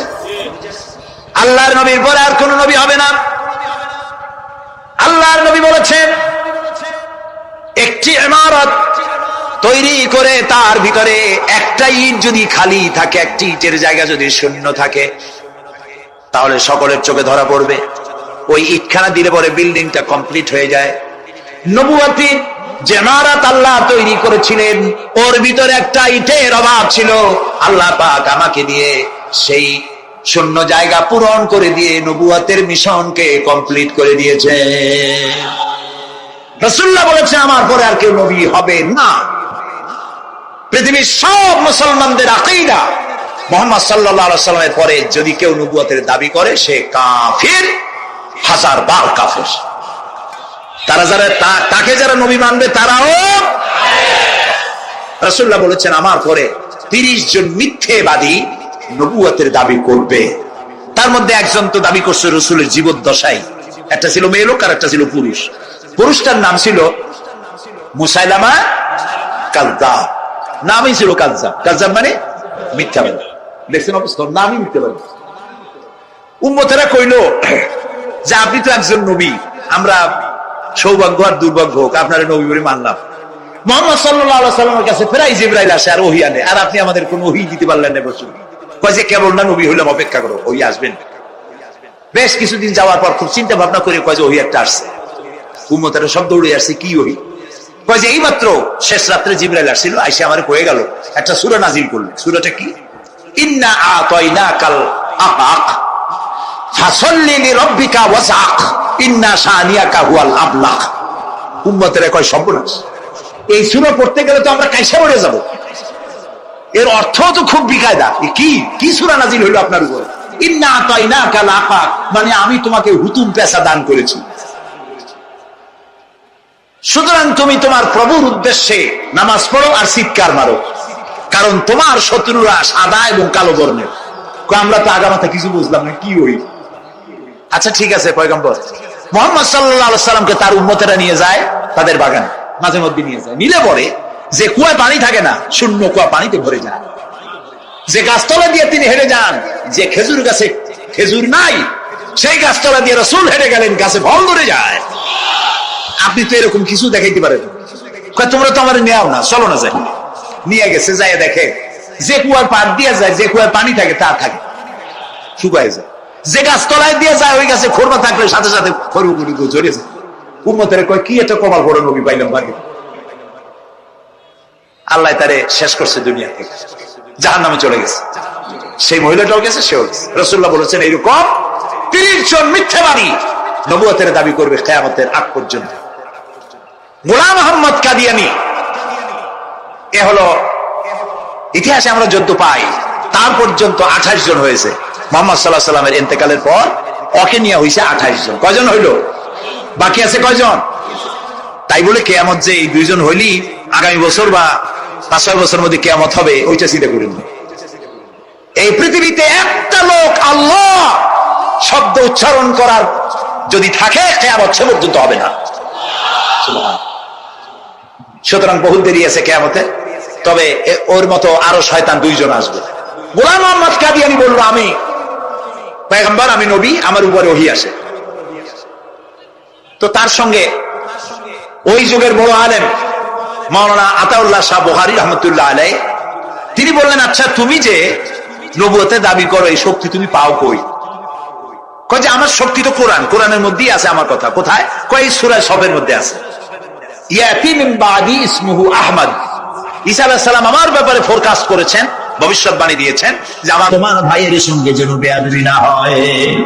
কবরের ভিতরে দাঁড়িয়ে যিনি আব্দুল্লাহ লাশ ধরে কবরে শোয়াই দিলেন তিনি আর কেউ নন, তিনি রহমতের নবী বিশ্ব নবী মুহাম্মদুর রাসূলুল্লাহ। নিজ হাতে কবরে শোয়াই দিলেন, বহন করে যারা এনেছিলেন তারা হলেন আবু বকর, ওমর রাদিয়াল্লাহু তাআলা আনহুমা। আর আলো নিয়ে যিনি দাঁড়িয়েছিলেন তিনি হযরত বেলাল। কবরের ভিতরে আব্দুল্লাহকে শুইয়ে দিয়ে তার উপরে মাটির আচ্ছাদন দিয়ে নবীজি 2খানা হাত আল্লাহর দরবারে তুলে ধরে বলেন, রব্বুল আলামিন, আজকের সন্ধ্যা পর্যন্ত আমি আব্দুল্লাহর উপরে খুশি ছিলাম, রাজি ছিলাম। আয় আমার আল্লাহ, তুমি আব্দুল্লাহর প্রতি খুশি আর রাজি হয়ে যাও। হযরত আব্দুল্লাহ ইবনে মাসউদ রাদিয়াল্লাহু তাআলা আনহু তিনিও সেখানে উপস্থিত ছিলেন। তিনি কেঁদে উঠে বললেন, আহারে, আজ যদি আব্দুল্লাহ লাশ না হইয়া আমার লাশটা যদি হইতো ভাগ্য ভালো হয়ে যেত। নবীজি বলছেন, আয় আল্লাহ, আজকের সন্ধ্যা পর্যন্ত আমি আব্দুল্লাহর উপরে রাজি, তুমি আব্দুল্লাহর প্রতি রাজি হয়ে গেলে। প্রিয় ভাই সব, একজন সাহাবী রাসূলকে যে সম্মান দিয়েছে, ভালোবাসা দিয়েছে, সারা দুনিয়ার মানুষ এই ভালোবাসা একত্রিত হয়ে দিতে পারবে না। সুতরাং ইয়া নবী সালামু আলাইকার মধ্যে মহব্বত না, মহব্বত হলো রাসূলের দেওয়া আদর্শ বাস্তবায়িত করার মধ্যেই মহব্বত। হক কথা বলার জন্য রাসূল মার খেয়েছেন, সাহাবায়ে কেরাম মার খেয়েছেন। আমরা হক কথা বলতে ভয় পাই, অনেকে ভয় পান হক কথা বলতে। হক কথা বলতে যদি দাওয়াত না হয়, যত পারা যায় মাইজিয়া ঘষিয়া কথা কইয়া টইয়া কোন রকম গোলে বানে যাবে দিয়ে পকেট ভরলেই হয়, ঠিক কিনা? পকেট ভরার কাম হাতিয়া তওবার কাম। প্রিয় ভাই সব, এটা হাতিয়া তওবার রাস্তা না, এ রাস্তা রক্ত পিচ্ছিল, এ রাস্তা বড় কঠিন, দান দান শহীদ হওয়ার রাস্তা, কাঁচা কলিজা চামড়ায় খাওয়ার রাস্তা। হযরত হামজা রাদিয়াল্লাহু তাআলা আনহু কলিজা চাবায় খেয়েছিল কাপড়ে। এই কষ্ট করার পর ইসলাম এসেছে। ইসলামকে টিকিয়ে রাখতে হবে এবং দুনিয়ার সামনে প্রমাণ করতে হবে মুসলমানেরাই কেবলমাত্র আদর্শবান, পৃথিবীর শান্তি স্বস্তি মুসলমানেরা দিতে পারে, ইসলাম দিতে পারে, এটা বুঝাতে হবে। কিন্তু যে পথে আমাদের লোকেরা রওনা হয়েছে এই পথ আসল পথ নয়। একজন ব্যক্তির পিছনে দৌড়ানো, শাস্ত্রস্তি, ব্যক্তি পূজা, মাজার পূজা, পীর পূজা, এইসব পূজা দিয়ে গোটা দেশ কোথায় যাচ্ছে? আদর্শ ছেড়ে। প্রিয় ভাই সব, এই জন্য আমাদেরকে বুঝতে হবে, এই ধারণা বদ্ধমূল করে নিতে হবে, আল্লাহ যত নবী পাঠিয়েছেন সব নবীরা কি ছিলেন? মানুষ। বলেন সবাই। কিন্তু কাফেরেরা এটা মানতে পারেনি। কাফেরেরা বলতো, মা হাদা ইল্লা বাশারুম মিথলুকুম ইউরিদু আন ইয়াতাফাদ্দালা আলাইকুম ওয়ালাউ শাআ আল্লাহু লাআনজালা মালাইকাতাম মা সামি'না বিহাদা ফি আবাইনাল আউয়ালিন। মা হাদা ইল্লা বাশারুম মিথলুকুম, এই যে নবী এত মানুষের মতো, এটা কি কথা? তার আলাদা একটা ফজিলত আমাদের উপর থেকে কি হবে? আল্লাহ যদি ইচ্ছে করতেন তো ফেরেশতাই তো বানাই দিতেন নবী করে আমাদের জন্য। মা সামি'না বিহাযা ফি আবাইনাল আউয়ালিন, এটা আমাদের বাপ দাদা মুখেও কোনোদিন শুনি নাই যে মানুষ নবী হয়, এটা কথাই না। এ কি নবী? তারা বিশ্বাস করতে পারতেন না। তারা বলতো, মা হাদা ইল্লা বাশারুম মিসলুকুম ইয়াকুলু মিম্মা তাকুলুনা মিনহু ওয়া ইয়াশরাবু মিম্মা তাশরাবুন। এ কি নবী যে আমরা যা খাই তাই খাই, আমরা পান করি তারাও পান করে। এই ধরনের চিন্তা তাদের ছিল, ওই কুমুর চিন্তা এখন মুসলমানদের মধ্যে ঢুকছে। নবীর মানুষ পাওয়া যাবে কন্যা হুজুগিরি। মুসা আলাইহিস সালাম এবং হারুন আলাইহিস সালাম যখন নবুয়তের দাবি নিয়ে গিয়েছিলেন, কাফেররা বলেছিল আনুমিনুনি বাশারাইন মিসলুনা, আমরা কি ঈমান আনবো এমন দুই ব্যক্তির উপরে যারা আমাদের মতো মানুষ, তাদের উপর ঈমান আনবো, এটা কেমন কথা? মা লিহাদার রাসূল ইয়াকুলুত তুআম ওয়া ইয়ামশি ফিল আসওয়াক, কেমন রাসূল যে আমাদের মতো বাজারে যায়, আমাদের মতো ভাত খায়। ওরা চিন্তা করতো যে রাসূল যিনি হবেন তিনি হয়তো ফেরেশতা হবে বা অন্য কিছু হবে, জিন হবে। আল্লাহ রাব্বুল আলামিন বলেন, পৃথিবীতে যদি সব ফেরেশতারা স্বাচ্ছন্দ্যে ঘোরাফেরা করতো তাহলে আমি এখানে ফেরেশতা নবী করে পাঠাইতাম। আমি যে মানুষের জন্য মানুষ নবী করেছি, এটা তো সারা পৃথিবীর মানুষের জন্য ইহসান করেছি। আমাদের জন্য যদি ফেরেশতা নবী করা হতো তাহলে সেটা কি আমাদের জন্য কল্যাণ হতো না অসুবিধা হইতো? মারাত্মক অসুবিধা হতো। ফেরেশতা তো পুরুষও না নারীও না, তারা তো জানে না মানুষের সমস্যা কোথায়। কলকারখানার মালিকের সাথে শ্রমিকের যখন লাগে, ফেরেশতা বুঝবে কি এটা মীমাংসা কেমন হবে? স্বামী স্ত্রীর যখন ঝগড়া লাগে, তো ফেরেশতা কি করে বুঝবে স্বামী স্ত্রীর ঝগড়া লাগে কেন? ফেরেশতা তো পুরুষ না মেয়ের কথা, তা তো বউ নেই স্বামীও নাই। কাজে আল্লাহ তাআলা এটা মেহেরবানি যে তিনি কি করেছেন, মানুষের জন্য নবী বানাইছেন। কি ওয়ামা আরসালনা ক্বাবলাকা ইল্লা রিজালান নূহি ইলাইহিম ফাসআলু আহলাদ যিকরি ইন কুনতুম লা তা'লামুন। আপনার পূর্বে যত নবী আমি পৃথিবীতে পাঠিয়েছিলাম তারা সব মানুষ ছিলেন, একজনও ফেরেশতা বা জিন ছিল না, সব ছিল মানুষ। সুতরাং হে নবী, আপনি আপনার পজিশন সম্পর্কে জানাই দেন, আপনার অবস্থা সম্পর্কে বলেন। আল্লাহ বলে দিলেন, আপনি বলুন, কুল ইন্নামা আনা বাশারুম মিসলুকুম ইউহা ইলাইয়া আন্নামা ইলাহুকুম ইলাহুন ওয়াহিদ। হে নবী, আপনি বলুন, আনা বাশারুম মিসলুকুম, আমি তোমাদের মতোই মানুষ। ইউহা ইলাইয়া, আমার কাছে ওহী আসে। আর তোমার আর আমার, তোমাদের আর আমার ইলাহ এক, আমি তোমাদের মতো মানুষ। কুল ইন্নামা আনা বাশারুম মিসলুকুম, আমি তোমাদের মতো মানুষ। বুঝতেছেন কথা? এই কথার ব্যাখ্যা সব সময় আমি চেষ্টা করি মানুষকে বুঝাবার জন্য। আল্লাহ তৌফিক দিন বলেন আমি। ইন্নামা আনা বাশারুম মিসলুকুম, আমি তোমাদের মতো মানুষ, এই কথার ব্যাখ্যা দরকার। তা না হলে আন্দাজে দেখবেন এই যে কথা বললাম, যদি ব্যাখ্যা না দেওয়া হয় তাহলে কেউ তো আগামীকাল থেকে ওয়াজ করা শুরু করবেন, এই সাইড দিয়ে আসছিল, আসে বলে গেছে নবী নাকি আমাদের মতো সাধারণ মানুষ। আর লোকেরা কবে নাউজুবিল্লাহ, কইল নবী মানুষ, কিন্তু মানুষের মধ্যে দুইটা শ্রেণী। কয়টা শ্রেণী? একটা হলো সাধারণ আর একটা হলো অসাধারণ। একটা মানব আর একটা বলে মহামানব। রাসূলুল্লাহ মানুষ, মানব, কিন্তু মহামানব। তিনি মানুষ, তবে সাধারণ মানুষ নয়, অসাধারণ মানুষ। সুবহানাল্লাহ। মানুষ কোন দিক দিয়ে? মানুষ এই দিক থেকে, আমাদের মতো মানুষ এই দিক থেকে। আমরা ঘুমাই, রসুল ঘুমায়, আমরা খাই, তিনিও খান। আমরা বিয়ে করি, বাচ্চা হয়, তিনিও বিবাহ করেছেন, বাচ্চা হয়েছে। তার শরীর কাটলে যে রক্ত বেরোতো, সে রক্ত সাদা ছিল না, সে রক্ত আমাদের মতো লাল রক্ত ছিল। তিনি আনন্দ পেলে হাসতেন, দুঃখ পেলে কাঁদতেন। নবী করিম সাল্লাল্লাহু আলাইহি ওয়াসাল্লামের ছেলে মারা গেল, তিনি কাঁদতেছিলেন, চোখ দিয়ে পানি পড়তেছিল। সাহাবায়ে কেরাম বললেন, হে রাসূল, আপনি তো আমাদের কাঁদতে নিষেধ করেছেন। নবী করিম সাল্লাল্লাহু আলাইহি ওয়াসাল্লাম বলেছেন, আমি চিল্লাতে নিষেধ করেছি, আমার চোখ দিয়ে যেটা পড়ছে এটা হলো মুহাব্বত। আমার অন্তর আল্লাহর দিকে তার ইচ্ছার উপরে রাজি আছে, কিন্তু চোখ দিয়ে মহব্বতের পানি পড়তেছে, করুণার পানি, দয়ার পানি, রহমতের পানি পড়তেছে। আমার দিলের মধ্যে কোনো প্রতিবাদ নাই।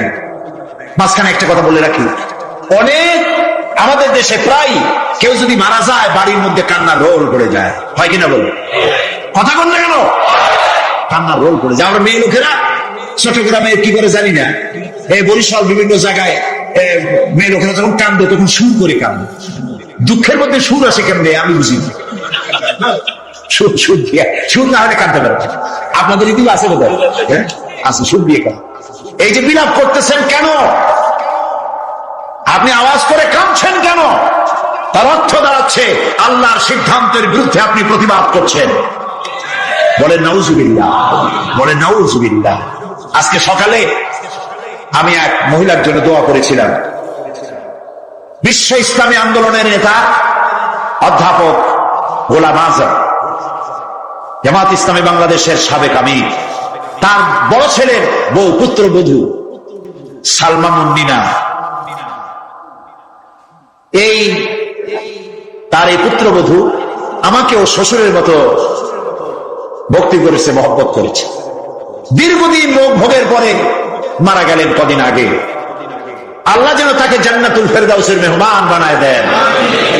কথাটা আনলাম এই কারণে, তার ছোট্ট মেয়ে মামুনের স্ত্রী গোলাম আজম সাহেবের নাতনি, ছোট্ট নাতনি, নাম নুসাইবা,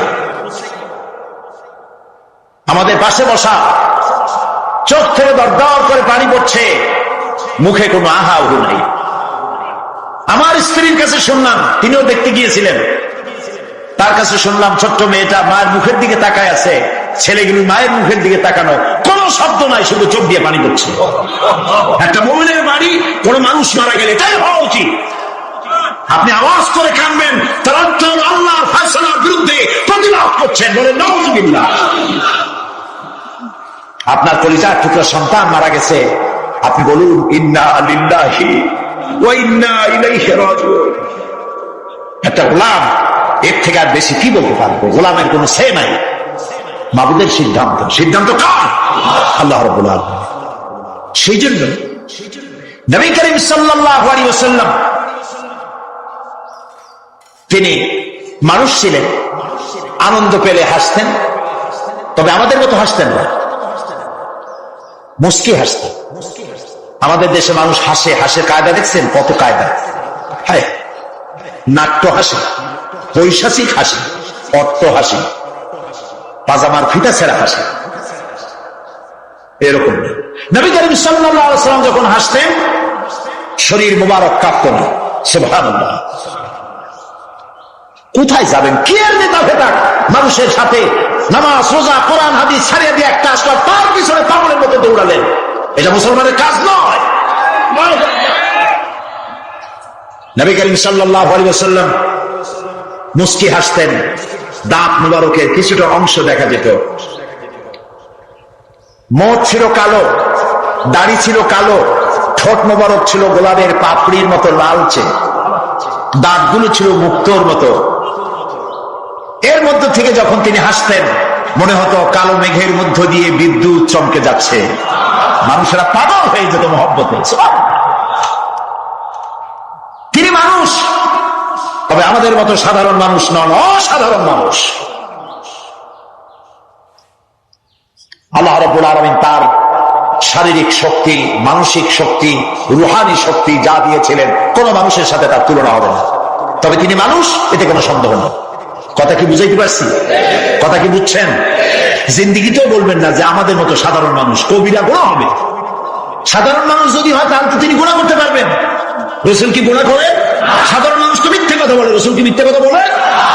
সেই জন্য সাধারণ মানুষ কখনো বলবেন না। তিনি মানব, মহামানব। তিনি মানুষ, অসাধারণ মানুষ। তিনি আল্লাহর নবী, তার পরিচয় হচ্ছে আল্লাহর নবী। গায়ব সম্পর্কে কথা আসে যে নবী করিম সাল্লাল্লাহু আলাইহি ওয়াসাল্লামের গায়বী ইলম সম্পর্কে না, আল্লাহ যেটুকু জানাইছেন তার থেকে বেশি কিছু তিনি জানেন না। আল্লাহ রাব্বুল আলামিন তাকে দিয়ে বলাচ্ছেন, কুল লা আকুলু লাকুম ইনদি খাযাইনুল্লাহি ওয়া লা আ'লামুল গায়বা ওয়া লা আকুলু লাকুম ইন্নী মালাকুন ইয়াত্তাবিউ ইল্লা মা ইউহা ইলাইয়া। বলুন, আমি তো তোমাদের এ কথা বলি না যে আমার কাছে আল্লাহর বিপুল ধনরাশি আছে, এবং এ কথাও বলি না যে আমার কাছে গায়বের ইলম আছে। আল্লাহ তাআলা বলছেন যে বলেন আপনার কাছে গায়বের ইলম নাই।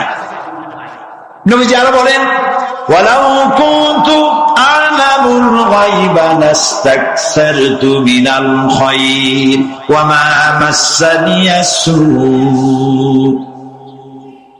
হ্যাঁ নবী, আপনি বলেন আমার কাছে যদি গায়বের ইলম থাকতো তাহলে আমি আমি সব ভালো ভালো জিনিসগুলি আমার জন্য বেছে নিতাম, আর কোন অকল্যাণ আমাকে স্পর্শ করতে পারত না। নবী যদি গায়েব জানতেন, তায়েফের ময়দানে মার খেতেন না। তিনি টের পাইয়া গায়েব এলেন দ্বারা জায়গা থেকে সরে পড়তেন। ওহদের ময়দানে গায়েব যদি তিনি জানতেন, তাহলে ওহদে দান্দার মোবারক শহীদ হওয়ার আগে নিজে সরতেন, হামজা রাদিয়াল্লাহু তাআলা আনহুকে সরাই দিতেন। এগুলো ঠিক কিনা? ইহুদি কর্তৃক একটি ছাগলকে বিষপান করাইয়া বড় বানাইছিল, সেই বিষাক্ত গোশত রাসূলকে খাওয়ানো হয়েছিল। তিনি যদি গায়েব জানতেন, তাহলে এটা খাইতেন না এবং মৃত্যুর সময় যন্ত্রণা উত্তরায় কষ্ট পেতেন। হযরত আয়েশা রাদিয়াল্লাহু তাআলা আনহার ব্যাপারে ইফকের ঘটনায় তিনি যদি গায়েব জানতেন, তাহলে মাসাদিক কাল পর্যন্ত ওহীর অপেক্ষায় বসে থাকতে হতো না, নিজের প্রিয়তমা স্ত্রীকে ঘরে ফিরে আনতে পারতেন। এ ধরনের অসংখ্য ঘটনা আছে যার দ্বারা বোঝা যাচ্ছে যে তার কাছে গায়েবের ইলম নাই। অতটা আছে যতটা আল্লাহ জানিয়েছেন। গায়েব কেবলমাত্র কার কাছে? ওয়া ইনদাহু মাফাতিহুল গায়ব লা ইয়ালামুহা ইল্লা হুয়া। একমাত্র আল্লাহর কাছেই গায়েবের ইলম আছে, এবং এই গায়েবের ইলমের চাবিকাঠি কেবল আল্লাহর কাছে, আর কারো কাছে নাই। একেবারে পরিষ্কার কথা। সুতরাং গায়েবের ইলমের ব্যাপারেও আমাদেরকে বিশ্বাস করতে হবে, নবী ততটা জানেন যতটা তাকে আল্লাহ জানানো জরুরত বোধ করেছেন। প্রিয় ভাই সব, নবীর প্রতি ঈমান আনার অর্থই হলো নবী করিম সাল্লাল্লাহু আলাইহি ওয়াসাল্লাম তিনি যেভাবে জীবন পরিচালনা করেছেন, রাষ্ট্র পরিচালনা করেছেন, ওইভাবে আমাদের জীবন, আমাদের রাষ্ট্র, আমাদের স্বভাব, আমাদের সমাজকে ওই আদরে পরিচালনা করতে পারলেই নবীর প্রতি ঈমান আনা হবে। এই নবীর প্রতি ঈমান রাষ্ট্রীয়ভাবে, সামাজিকভাবে, আন্তর্জাতিকভাবে কিভাবে আমাদের পালন করতে হবে, সেই কথাগুলি বলবো আপনাদের সামনে আগামীকাল ইনশাআল্লাহ।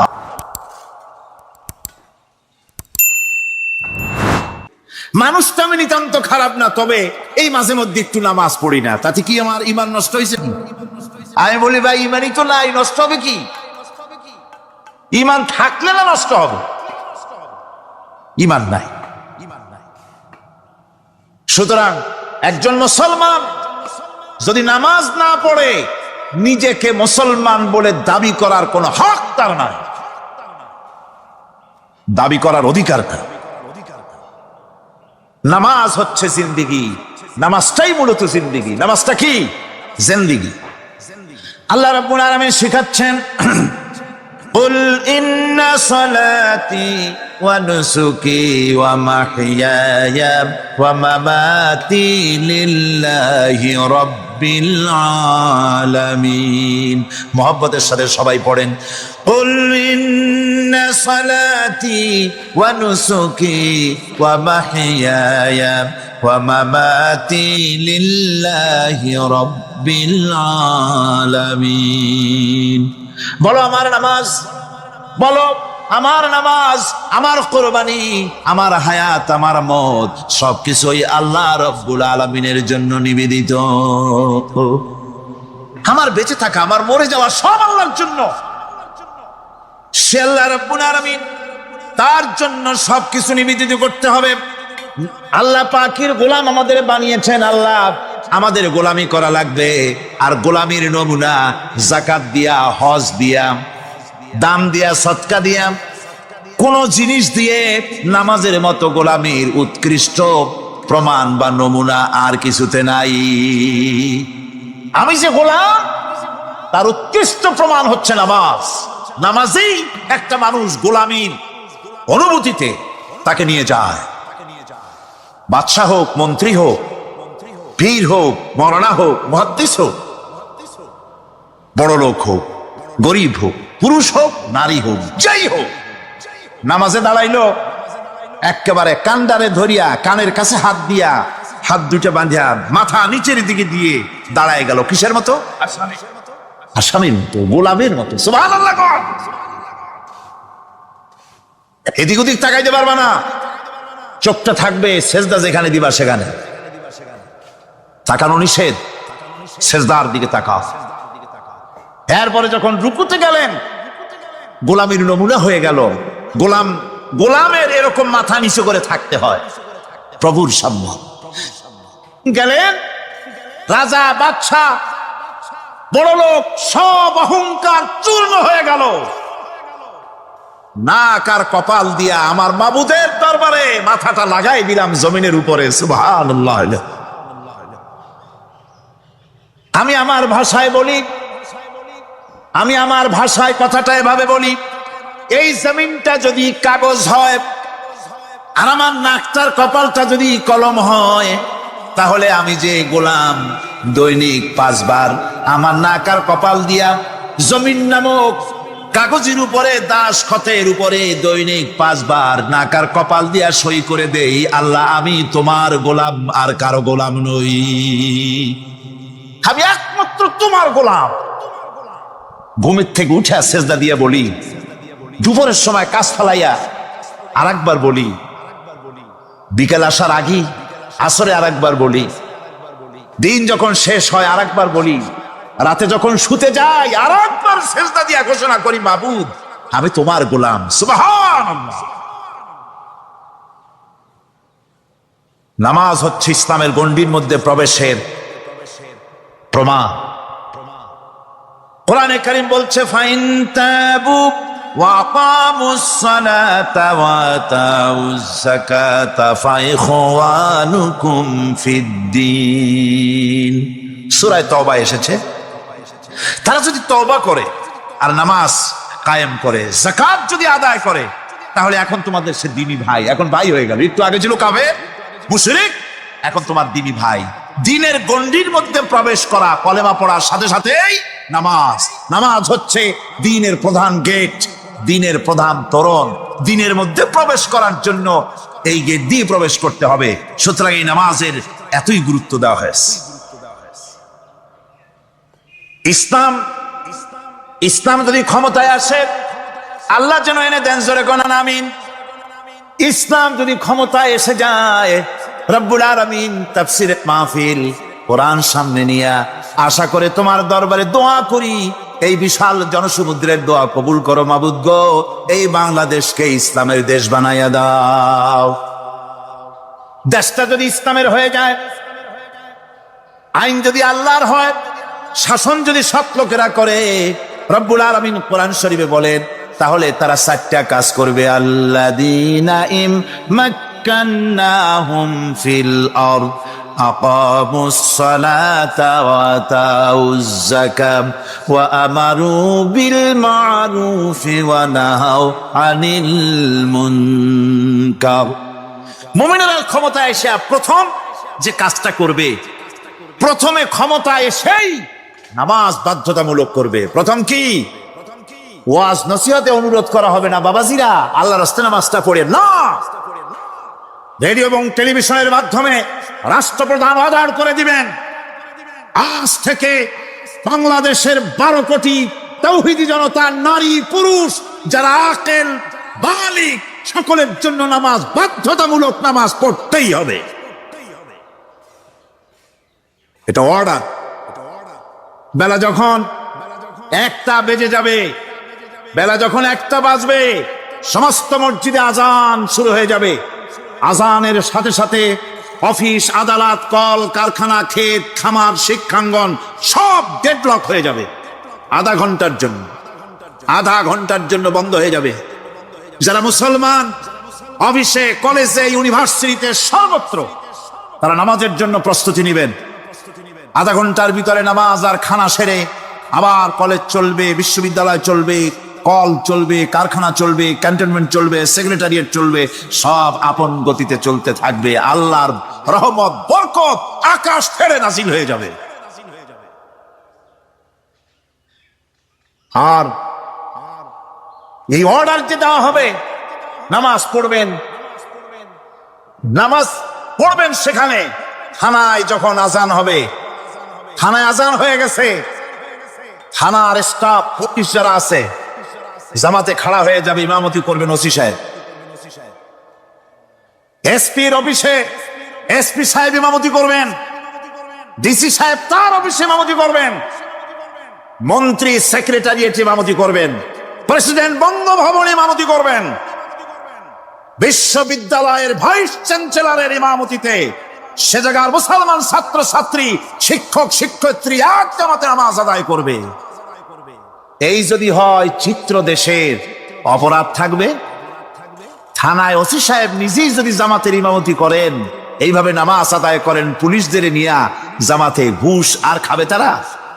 এসপি সাহেবের অফিসে, ডিসি সাহেবের অফিসে মন্ত্রীরা যদি এভাবে নামাজ কায়েম করে, তাহলে কি অন্যায় অপরাধ কিছু থাকবে সমাজে? থাকবে না। সুতরাং নামাজ বাধ্যতামূলক করে দেওয়া হবে। নামাজ বাধ্যতামূলক, সকলকে নামাজ পড়তে হবে। নামাজ হচ্ছে অপকর্মের প্রতিবন্ধক। নামাজ পড়লে অন্যায় কাজ থেকে বাঁচার পর, অন্যায় থেকে বাঁচাই কিসে? নামাজ। আল্লাহ রাব্বুল আলামিন বলেন, উতলু মা উহিয়া ইলাইকা মিনাল কিতাবি ওয়া আকিমিস সালাম ইন্নাস সালাতা তানহা আনিল ফাহশাই ওয়াল মুনকার। হে নবী, এই কিতাব তেলাওয়াত করো যা তোমার প্রতি অবতীর্ণ করা হয়েছে, এই কিতাব তেলাওয়াত করো আর নামাজকে প্রতিষ্ঠা করো। নিঃসন্দেহে নামাজ মানুষকে পাপাচার থেকে বাঁচায়া দেয়। অশ্লীলতা, পাপাচার থেকে মানুষকে বাঁচায় কে? জোরে চিল্লায় কোন কে? নামাজ। এই নামাজ মানুষকে অন্যায় কাজ থেকে বাঁচায় দেয়। নামাজ যে মানুষকে অন্যায় কাজ থেকে বাঁচায়, কেমনে বাঁচায়? আমরা যে নামাজ পড়ি, এই নামাজে তো আমাদেরকে অন্যায় কাজ থেকে বাঁচাইতে পারে না। নামাজি বহুত মানুষ আছে অন্যায় করে, করে কিনা? কন না করে না? করে। নামাজি অথচ অন্যায় করে। আর আল্লাহ বলছেন নামাজিকে, নামাজ তাকে অশ্লীলতা থেকে ফিরায়। তাহলে কথা কাটটা ঠিক? আল্লাহটা জোরে বলেন, কাটটা ঠিক? অবশ্যই আমার আল্লাহর কথা হক। আমি ভুল করতেছি না, আমি যেন কোথাও ভুল করতেছি, সামথিং ইজ রং, কোথাও যেন আমরা ভুল করে বসতেছি, সেই ভুলটা কি আমরা আবিষ্কার করতে চেষ্টা করবো ইনশাআল্লাহ। প্রথম যে কথাটা সেটা হচ্ছে যে আমরা যা নামাজে পড়ি আমরা তা বুঝি না। কথা ঠিক কিনা? আমি যদি এখন প্রশ্ন করি সামি আল্লাহু লিমান হামিদা অর্থ কি, কন? ফার্স্ট ডিভিশনে কয়েকটা লেটার নিয়ে ফেল করবেন, এরকম লোক আছেন না নাই? সুবহান রাব্বিয়াল আলা অর্থ কি জানি না। সুবহান রাব্বিয়াল আযীমের অর্থ কি জানি না। দোয়ায় কুনুত অর্থ কি জানি না। তাশাহুদ অর্থ কি জানি না। সূরা ফাতিহার অর্থ কি জানি না। এমন কি উযুর মধ্যে কয়টা ফরজ তাও অনেকের জানা নাই। কথা কি বেশি বললাম না ঠিক বলছি? একজনের জিজ্ঞেস করলো, মিয়া উযুতে কয় ফরজ? ভাই হুজুর কি মনে করেন যে বুঝি জানি না? এটা তো সাধারণ ব্যাপার, বলেন না কয় ফরজ? উযুতে তো 17 ফরজ। কি কি কয়? হাত ধোয়া, পাও ধোয়া, মুখ ধোয়া, নাক ধোয়া, চোখ ধোয়া, জিহ্বা ধোয়া, মাথা ধোয়া। বলতে বলতে গুনে দেখা গেল প্রায় 19টার মতো বলছে। বলা হলো, মিয়া বললেন আপনি উযুতে ফরজ 17টা, কইলেন আপনি 19টা। কয় হুজুর জানি আরো, বলি না আপনাদের ভয়তে। উযু জানে না, নামাজ জানে না, তাকে এই নামাজ কেমনে ফিরাবে অন্যায় কাজ থেকে? কথা বুঝতে পেরেছে? নামাজে আল্লাহু আকবার বললাম, এরপরে সানা পড়লাম, তারপরে সূরা ফাতিহা পড়লাম। সূরা ফাতিহার ভিতরে যে সমস্ত কথাগুলি বললাম, সেই কথাগুলি বুঝি না, কি বলেছি তাও জানি না। এরপরে সুবহান রাব্বিয়াল আলা বলেছি, সুবহান রাব্বিয়াল আযীম বলেছি, সামি আল্লাহু লিমান হামিদা বলেছি, অর্থ কি জানি না। আল্লাহ তা শুনতে পান, যে ব্যক্তি আল্লাহর প্রশংসা করেন তিনি তা শুনতে পান। নামাজের মধ্যে আইডিয়া দেওয়া হচ্ছে, তুমি যে আল্লাহর জন্য নামাজ পড়তেছো, প্রশংসা করতেছো, এটা এমন নয় যে আল্লাহ পাক দেখছেন না বা শুনতেছেন না। তুমি যা বলতেছো, প্রশংসা করতেছো, আল্লাহ পাক তা শুনতে পাচ্ছেন। সামি আল্লাহু লিমান হামিদা, সুবহান রাব্বিয়াল আলা। আমি মহান সর্বশ্রেষ্ঠ আল্লাহ রাব্বুল আলামিনের পবিত্রতা ঘোষণা করছি, আমি তার প্রশংসা করছি। সূরা ফাতিহার কি আমরা বলি আপনারা ব্যাখ্যা দেখে বুঝে নিয়েন, সেগুলি আমি এখানে বলে বাকি কথা সব শেষ করতে পারবো না। নামাজে কি পড়েন সেটা যদি জানতেন অবশ্যই আল্লাহ রাব্বুল আলামিনের কথা কার্যকরী হয়ে যেত। ইন্নাস সালাতা তানহা আনিল ফাহশাই ওয়াল মুনকার। নামাজ মানুষকে পাপের কাজ অশ্লীলতা থেকে ফিরাতে পারে। আল্লাহ ইন্না বসায়ছেন, নিশ্চয়ই, বেশক, অবশ্যই নামাজ পাপ থেকে ফিরাবে। কিন্তু কেমনে ফিরাবে নামাজ তো বুঝি না, নামাজ তো বুঝি না। খালি সেজদা দেয় জনমের মতো। আর সেজদা কি? নামাজে যদি দেখে ইমাম দেরি করতেছে, আত্মাহিয়াত পড়তে দেরি হয়ে যাচ্ছে, পিছন থেকে সিগন্যাল মারে, ঠিক কিনা? বেয়াদব, বেয়াদব। তোমার নামাজ, তোমার আত্মাহিত আগে শেষ হয়েছে, তাতে কি হয়েছে? চুপ করে বসে থাকো। ইমামকে কাশি দিয়া সতর্ক করার অধিকার তোমার নাই। যদি ইমামকে সতর্ক করার জন্য কাশি দিয়ে থাকো, তোমার নামাজ ফাসেদ হয়ে যাবে। এটা ফাজলামি করার জায়গা না, এটা নামাজ। এর নাম কি? ধীরে সুস্থে নামাজ পড়তে হবে। অনেকে মসজিদটারে মনে করে জেলখানা, ঢুকতে যত দেরি, বেরোতে পারলে যেন বাসে যান ছটফট করে। সিনেমার মধ্যে গিয়ে ঘন্টার পর ঘন্টা বসে থাকে, খারাপ লাগে না? মসজিদে কেরাত যদি একটু লম্বা পড়ে, পিছনে বসে খালি কি যে করে মনে মনে বলতে থাকে যে ইমাম এমন কাঁচা ছাড়া ছাড়ি না। আর গান যখন শোনে শুনতেই থাকে, কত মজা, ঘুম আসে না। নওয়াজুবিল্লাহ কর।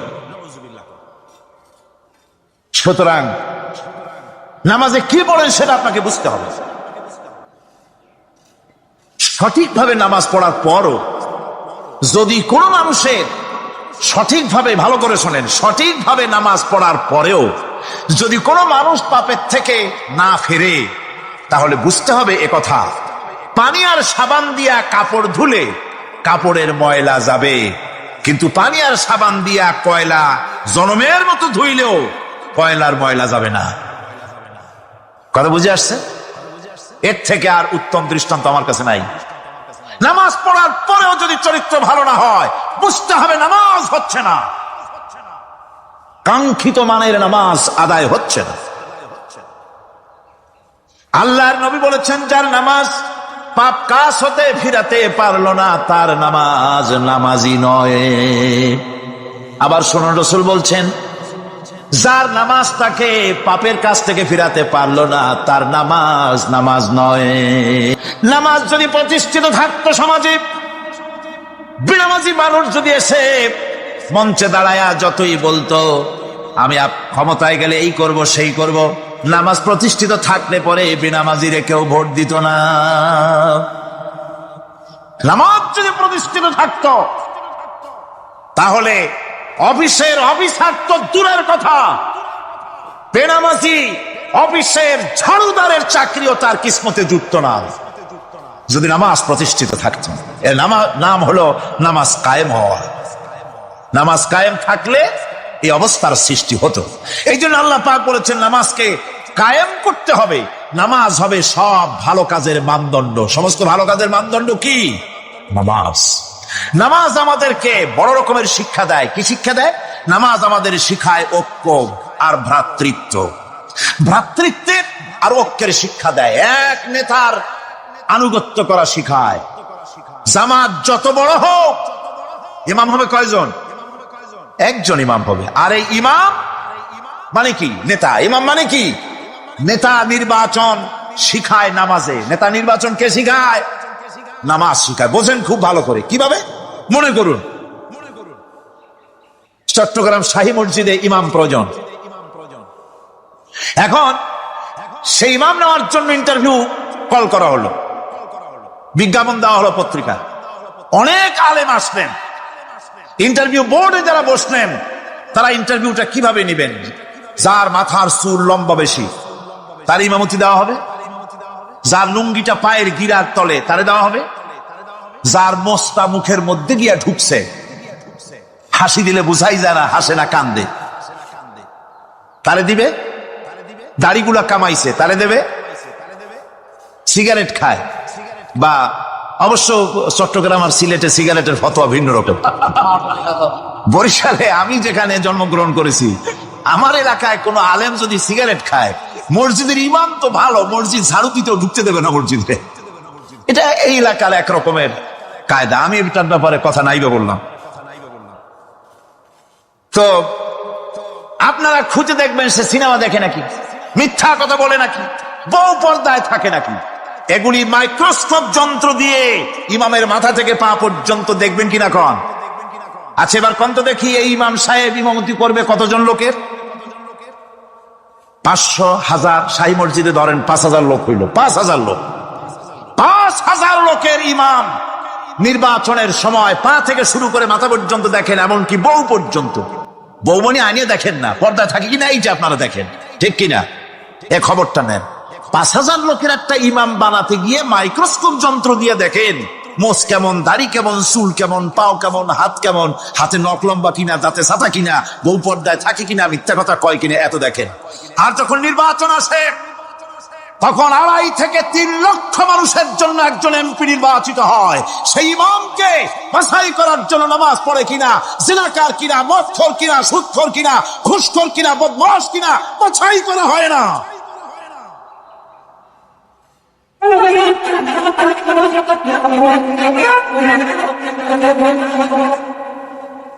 নামাজ আমাদেরকে এটা শিখায় ইমাম কেমনে বানাইতে হবে। কন সুবহানাল্লাহ। নামাজ ঐক্য শিখায়, নামাজ ভ্রাতৃত্ব শিখায়, নামাজ পারস্পরিক মহব্বত শিখায়, নামাজ নেতা কেমন হওয়া উচিত, নেতা নির্বাচন শিখায়। আবার নেতা ভুল করলে তার ভুল বলা যাবে না, এরকম হতে পারবে না। নামাজের ভিতরে ইমাম যদি ভুল করলেন, আপনি লোকমা দিবেন, সুবহানাল্লাহ, আল্লাহু আকবার বলবেন। যদি তিনি সংশোধন না হলেন আবার দেন, তাতেও সংশোধন হলো না আবার দেন। 3 বার লোকমা দেওয়ার পর যদি ভুল সংশোধন না করে নামাজ ছেড়ে দেন, ইমামকে বের করে দেন, নতুন ইমাম নিয়োগ করেন। যারা ক্ষমতায় যাবে, আপনি রাষ্ট্রের ইমাম যারে বানাবেন, সেই রাষ্ট্রীয় ইমাম যদি জনগণের ইচ্ছার বিরুদ্ধে যদি চলে, 1 বার লোকমান দেন, 2 বার লোকমান দেন, 3 বার দেন, তারপরেও যদি না নামে, খড় ধরে নামেন। নামাজ আপনাকে নেতা নির্বাচন, নেতাকে প্রতিষ্ঠিত রাখা, নেতার আনুগত্য আপনাকে শিখায়। নামাজ লাইন সোজা করে দাঁড়াতে হবে। লাইন যদি বাঁকা করেন, আপনার কলজেটা ওরকম বাঁকা হয়ে যাবে। নাউযুবিল্লাহ।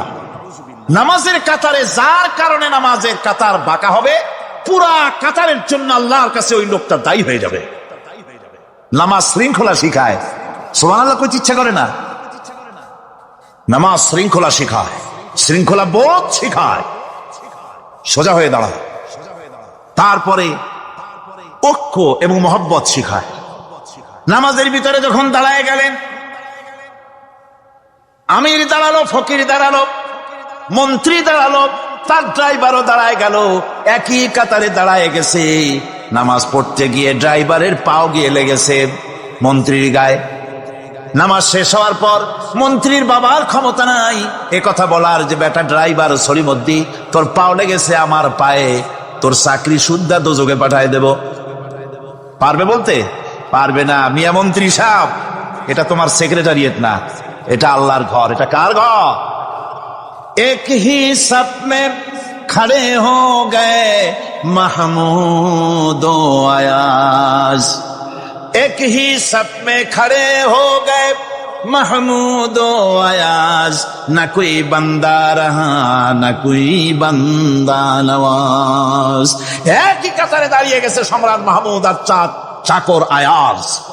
এখন সম্রাট মাহমুদও নাই, চাকর আয়াজও নাই, সম্রাট আর চাকর দুজনই আল্লাহ পাকের গোলাম হয়ে গিয়েছে।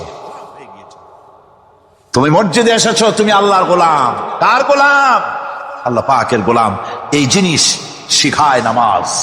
নামাজ শিখায় মানুষকে পাঞ্চুয়ালিটি, নিয়মানুবর্তিতা, সময়ের জ্ঞান শিখায় নামাজ।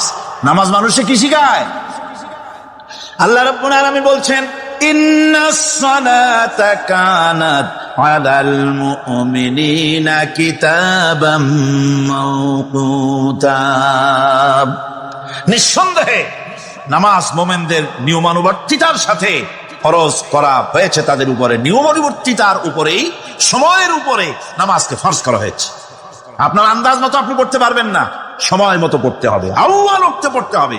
আমার দেশের মসজিদগুলিতে ফজরের নামাজ পড়া হয় এমন সময় পূর্ব দিক ফর্সা হয়ে যায়, ইমাম সাহেব যদি ভুল করেন, নামাজ যদি দোহরাতে যান, তাহলে সূর্য উদয় হয়ে যাবে, এমন অবস্থা। নামাজ এত দেরিতে পড়া হয়। প্রত্যেক ওয়াক্তের নামাজ আউয়াল ওয়াক্তে পড়ার জন্য রাসূল সাল্লাল্লাহু আলাইহি ওয়াসাল্লাম তাগিদ করেছেন। সময়ের দিকে লক্ষ্য রাখতে বলা হয়েছে। যেই জাতি, লক্ষ্য করুন, যে জাতি দৈনিক 5 বার টাইমলি, অক্ত মতো, সময় মতো নামাজ আদায় করতে হয়, দুর্ভাগ্যজনক সত্য, সেই জাতির কাছে সময়ের কোনো দাম নাই।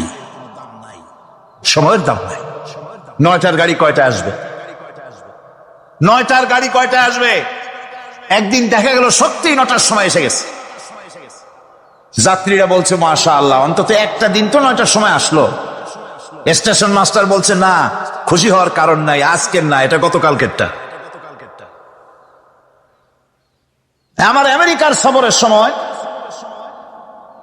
যে বাড়িতে আমি আমেরিকায় থাকি, কুইন্স এলাকায়, নিউ ইয়র্ক সিটিতে, সে বাড়িওয়ালা চাকরি করে। সে আমাকে বলল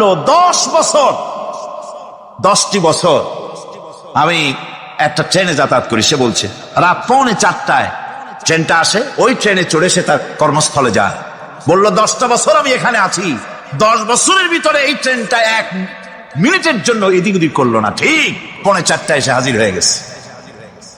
ঝড় হোক, বৃষ্টি হোক, স্নো পড়ুক, বরফ পড়ুক, টাইমলি চলতেছে। দুনিয়ায় ভিন্ন জাতিরা যে উন্নতি করে, তার পেছনে সময়ের জ্ঞান তাদের অনেক বেশি আমাদের থেকে। কথা ঠিক কিনা? আমাদের সময়ের জ্ঞান নাই, সময়ের কোনো মূল্য আমরা দেই না। 2টার সময় মিটিং হবে, মন্ত্রী সাহেব আসেন 5টার সময়, ঠিক কিনা?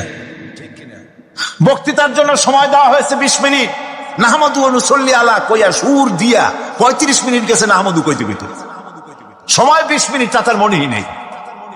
এই যে সময়ের জ্ঞান নাই, এটা ব্যর্থতা। নামাজ মানুষকে সময়ের জ্ঞান শিখায়, কোন আলহামদুলিল্লাহ। এই সময়ের জ্ঞান আমাদেরকে শিখতে হবে।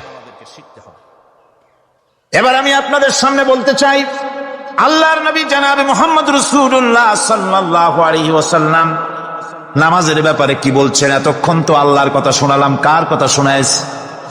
আমার আল্লাহর নবী বলেন, নবীকে প্রশ্ন করা হলো, ইয়া রাসূলুল্লাহ, আইয়ু শাইইন আহাব্বু ইনদাল্লাহি ফিল ইসলাম, ইসলামের মধ্যে আল্লাহর কাছে কোন জিনিসটা বেশি প্রিয়? আল্লাহর কাছে ইসলামের কোন জিনিসটা বেশি প্রিয়? হুজুর বললেন, as-salatu li waqtiha, মান তারাকা সালাতান ফালা দীন লাহু ওয়াস-সালাতু ইমাদুদ্দিন। আল্লাহর কাছে সবচাইতে বেশি প্রিয় হচ্ছে নামাজ। সবচাইতে প্রিয় কি? নামাজ। ওয়াক্ত মতো নামাজ আদায় করা আল্লাহ পাকের বেশি প্রিয়। আর এই নামাজ হচ্ছে দিনের খুঁটি। এটা দিনের কি? খুঁটি। এই যে খুঁটিগুলো আছে, খুঁটিগুলো ফালাই দিলে তারপরে আপনার এই প্যান্ডেল থাকবে? থাকবে না। বিল্ডিং এর পিলার ভেঙে দেন, বিল্ডিং টিকবে? ঘরের খুঁটিগুলি উড়ায় ফেলেন, ঘর টিকবে? টিকবে না। দিনের খুঁটি হচ্ছে নামাজ। লা দীনা লিমান লা সালাতা লাহু, যার কাছে দিন নাই, যার কাছে নামাজ নাই, তার কাছে কি নাই? দিন নাই, ঈমান নাই। আল্লাহর নবী বলেছেন, ওয়ান জাবিরিন রাদিয়াল্লাহু তাআলা আনহু قال قال رسول الله صلى الله عليه وسلم بين العبد وبين الكفر ترك الصلاة। আল্লাহ পাকের নবী বলেন, আল্লাহর বান্দার মুমিন, আল্লাহর বান্দার কাফের, দুইজনের মধ্যে পার্থক্য হলো, যে ব্যক্তি নামাজ পড়ে সে আল্লাহর গোলাম, যে নামাজ পড়ে না সে কাফের হয়ে গেল। যে নামাজ পড়লো না সে কাফের হয়ে গেল। মান তারাকা সালাতান মুতাআম্মিদান ফাকাদ কাফারা, যে ব্যক্তি ইচ্ছে করে নামাজ ছেড়ে দিল সে কাফের হয়ে গেল। বলেন নাউযুবিল্লাহি মিন যালিক। এই জন্য নামাজ আদায় করা বাধ্যতামূলক প্রত্যেকটি মুসলমানের জন্য। রাসূল করিম সাল্লাল্লাহু আলাইহি ওয়াসাল্লাম একটা দৃষ্টান্ত দিয়েছেন। কারো বাড়ির সামনে যদি একটা নাহার থাকে, একটা পুকুর থাকে, একটা খাল থাকে প্রবাহিত, এতে যদি ওই বাড়িওয়ালা দৈনিক 5 বার গোসল করে, তাহলে তার গায়ে কি কোনো ময়লা থাকে? হুজুর, সাহাবীরা বললেন, না হুজুর, থাকে না। হুজুর বললেন, এটাই হলো নামাজের দৃষ্টান্ত। 5 ওয়াক্ত নামাজ যে আদায় করবে, সে গুনাহ থেকে আল্লাহ পাক তাকে পবিত্র করে দিবেন। সুবহানাল্লাহি ওয়া বিহামদিহি। আমার ভাইরা, নামাজ পড়লে পরে এক জুমা থেকে আর এক জুমা পর্যন্ত মানুষ যে সমস্ত গুনাহ করে, কবিরা গুনাহগুলি বাদে, শিরক আর কবিরা গুনাহগুলি বাদে যত গুনাহ আছে তার কাফারা হয়ে যায়।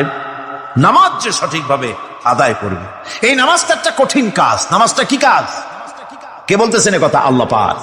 ওয়া ইন্নাহা লাকাবীরাতুন ইল্লা আলাল খাশিঈন। নামাজ একটা ভারী জিনিস, একটা কঠিন জিনিস।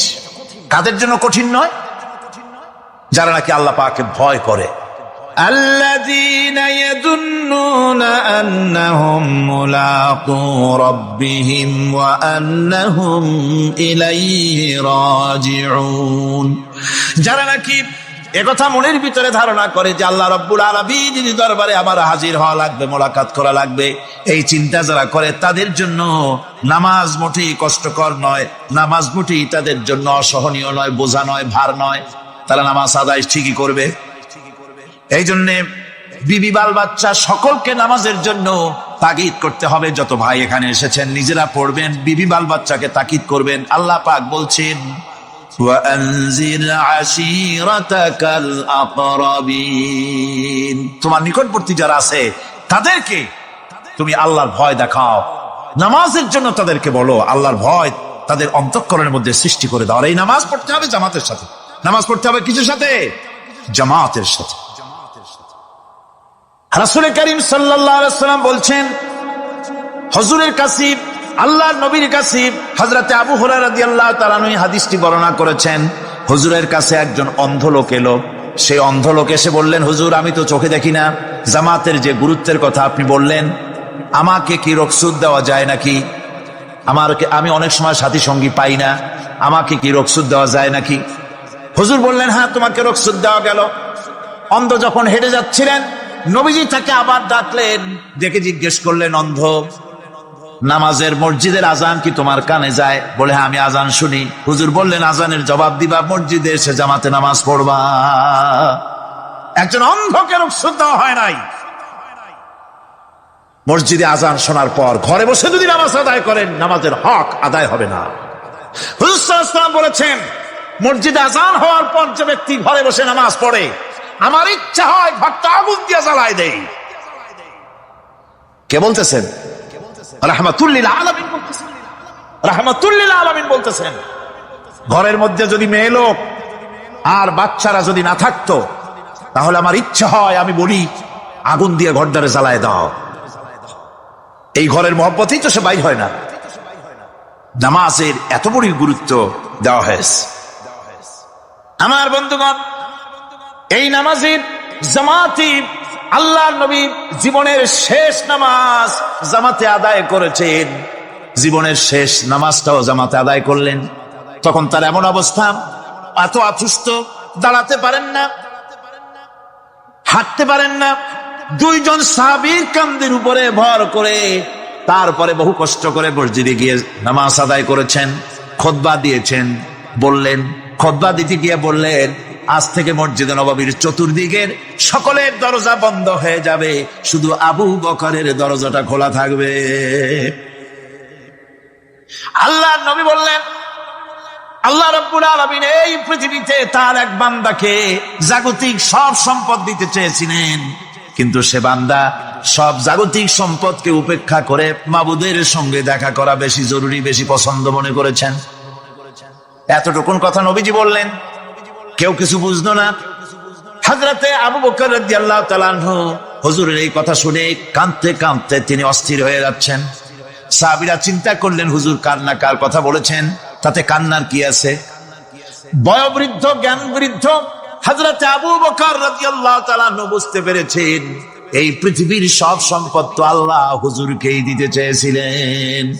তিনি সমস্ত সম্পদকে উপেক্ষা করে তার মাবুদের সঙ্গে দেখা করার জন্য প্রস্তুতি নিয়েছেন। তার মানে হলো আল্লাহ নবী বিদায় হয়ে যাবেন, আমরা নবী থেকে এতিম হয়ে যাব। নবীজি ঘরের মধ্যে প্রবেশ করলেন, প্রচন্ড জ্বর এলো। এই প্রচন্ড জ্বর নিয়ে তিনি শুয়ে আছেন, কখনো বেহুশ কখনো হুশ। এর মধ্যে সারা আজান হয়ে গেল। সাহাবীরা বহুক্ষণ অপেক্ষা করে হযরত আবু বকরের ইমামতিতে নামাজ শুরু করলেন। হুজুরের হুশ এলো। প্রশ্ন করলেন, আয়েশা রে এখন কোন সময়? হযরত আয়েশা বলেন, ইয়া রাসূলুল্লাহ মসজিদে নববীতে নামাজ শুরু হয়ে গেছে। সাহাবীরা অনেকক্ষণ অপেক্ষা করে আমার বাবার ইমামতিতে নামাজ পড়তেছে সবাই, কিন্তু সাহাবীরা কেঁদে কেঁদে নামাজের মধ্যে কাঁদতে কাঁদতে অস্থির হয়ে যাচ্ছে। তাদের মনের ধারণা হয়েছে নবীজির পেছনে নামাজ পড়ার কিসমত থেকে তারা মাহরুম হয়ে গেল। নবীজি বলেন, আয়েশা দরজা খুলে দাও আর আমার মাথাটা একটু উঁচু করে ধরো, আমি একটু নামাজের দৃশ্যটা দেখি। দরজা খুলে দেওয়া হলো, নবীজির মাথা উঁচু করে ধরা হলো। নামাজের জামাতের দৃশ্য দেখে নবীজি আবার শুয়ে পড়লেন। হযরত মা আয়েশা লক্ষ্য করে দেখেন নবীজির দুই চোখের কোনা দিয়া পানি পড়তেছে। মা আয়েশা জিজ্ঞেস করেন, ইয়া রাসূলুল্লাহ, হে নামাজের দৃশ্য দেখে চোখে কেন পানি এলো? হুজুর বলেন, আয়েশা রে, এটা কোনো দুঃখের পানি নয়, এটা তৃপ্তির পানি। এই যে জামাত নামাজ পড়তেছে লোকেরা, এই জামাত কায়েমের জন্য তায়েফের ময়দানে অনেক রক্ত আমার ঝরেছে। উহুদের ময়দানে দান্দার মোবারক শহীদ হয়েছে, সাহাবায়ে কেরাম জীবন দিয়েছে। এই যে জামাত আমি দেখতে পেলাম, ভবিষ্যতের একটা ছবি যেন চোখে ধরা পড়লো। আমার মনে হলো কিয়ামত পর্যন্ত এই পৃথিবীতে আমার যত উম্মত আসবে তারা এইভাবে করে জামাতে নামাজ আদায় করবে। নবীজি মাথার কাছে মালাকুল মউত যখন এসে গেছেন, আমার ভাইরা, এই পৃথিবীতে যত নবীরা এসেছিলেন মৃত্যুর সময় সমস্ত নবীরা শেষ কথা যেটা বলেছেন, হাদিস, সমস্ত নবীরা উম্মতের জন্য মৃত্যুর মুহূর্তে শেষ কথা যেটা বলেছেন সেটা হলো আসসালাত, আসসালাত, নামাজ, নামাজ।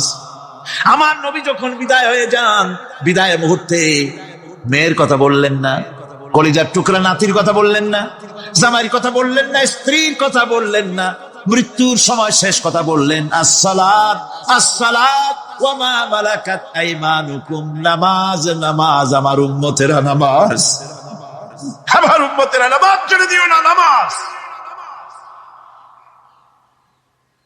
যে নবী উম্মতের জন্য এত কাঁদলেন, নামাজের জন্য এত কথা বলে গেলেন, আল্লাহ রাব্বুল আলামিন নামাজের জন্য এত নির্দেশ করলেন, নবীজি ইন্তেকালের সময় নামাজের কথা বলে দিলেন, সেই মুসলমান আজ নামাজ আদায় করে না, নামাজ পড়ে তো নামাজ শুদ্ধ হয় না।